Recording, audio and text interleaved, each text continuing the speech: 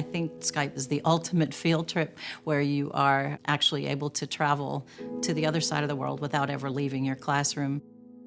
I've been teaching for a long time, and to me, school has never been about what goes on within four walls. It's always, how can we knock the walls of the school down? I used to do things like move all the furniture out of the room and then set up the classroom with 2 rows of chairs to make it look like an airplane, and would say, today we're going to Latin America. But there's nothing that compares to being able to actually meet and talk with students and teachers and experts from someplace else in the world. I'm here on behalf of the Environmental Club. We have planted some flowers, trees, and everything that will make our environment look good. When you're in the Environmental Club, you will be trying to pursue your dreams, and then you'll help the environment.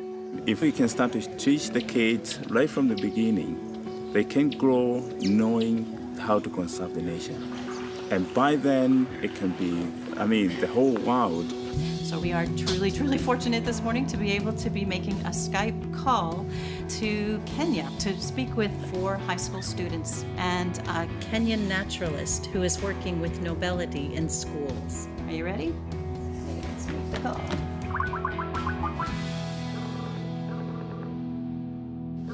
Hi, can you hear me now? Yes, wonderfully. And these are our students. Jumbo. Great, thanks a lot. I will be quite happy to tell you about myself. I'm a naturalist guide.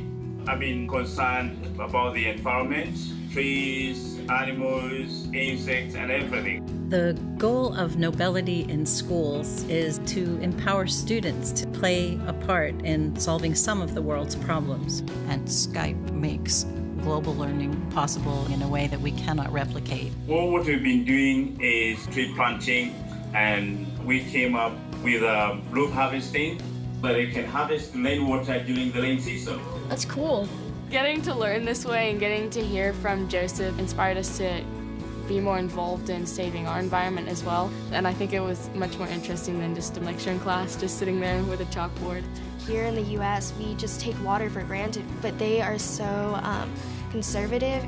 After an experience like today, it's hard not to just think, wow, there are people out there who really want to better the world and are working for it. We can actually do something. At our middle school, we do everything we can to try to create 21st century learners who will then become 21st century global citizens.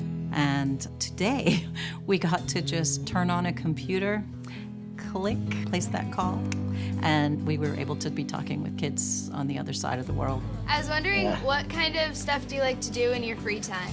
Yeah, I do like playing basketball. I play basketball for at least 4 hours a day, I play basketball a lot. The people we talked to today were a lot more similar to us than I thought they would be. And I have my lipstick here.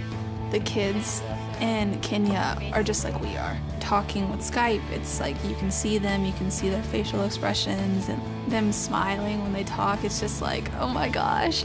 It still contains that element of awe, and you think to yourself, it's nighttime for them, it's morning for you, and we're still having this conversation. Watching my students experience this opportunity today was one of the most incredible moments for me as a teacher. Are we doing it again like next Friday? Was this awesome or what? Yeah. And I'm hearing some of you ask if we can do this every Friday. Yes! I would love that. Education is about making connections of all kinds, and I am beyond excited about the opportunities offered through Skype in the classroom. To have a platform like this where we can sign up and make connections with other schools and other teachers and other students from around the globe, that's a magnificent leap and something we've been calling for a long time. I just think we can all work together and make something that's greater than anything any one of us could do by ourselves.